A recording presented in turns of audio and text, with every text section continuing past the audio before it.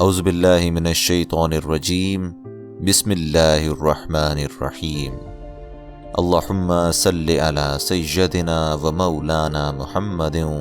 و علی آل سیدنا و مولانا محمد وبارک وسلم۔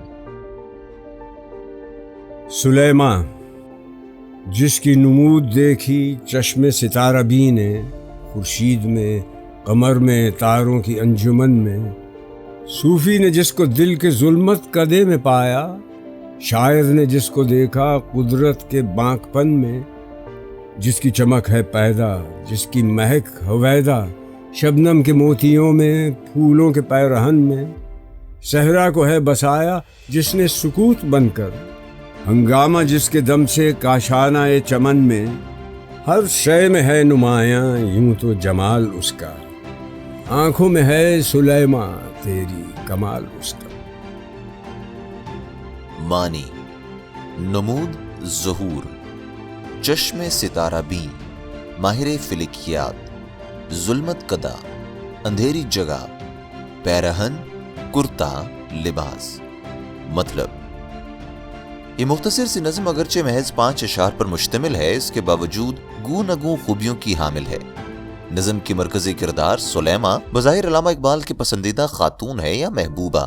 اس کے بارے میں وثوق کے ساتھ کچھ نہیں کہا جا سکتا، لیکن نظم کے اشعار میں باری تعالیٰ کی جو خصوصیات کائنات کی جملہ عناصر میں نظر آتی ہیں، وہ ان کے بقول سلیمہ کی نیلی آنکھوں میں محفوظ ہیں۔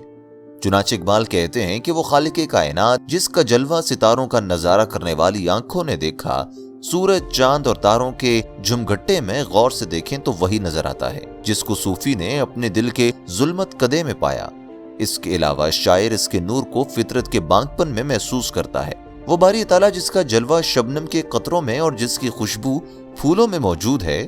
وہی جس نے عالم سکوت میں صحرا میں اپنی بستی بسائی ہوئی ہے اور جس کے وجود کے باعث کائنات میں ہمہ وقت ہنگامہ اور رونق برقرار رہتی ہے۔ بے شک وہی ہے جس کا حسن دنیا کی ہر شے میں موجود ہے، لیکن اے سلیمہ، تیری خوبصورت آنکھوں میں یوں محسوس ہوتا ہے کہ وہ اپنے تمام کمالات کے ساتھ جلوہ فگن ہے۔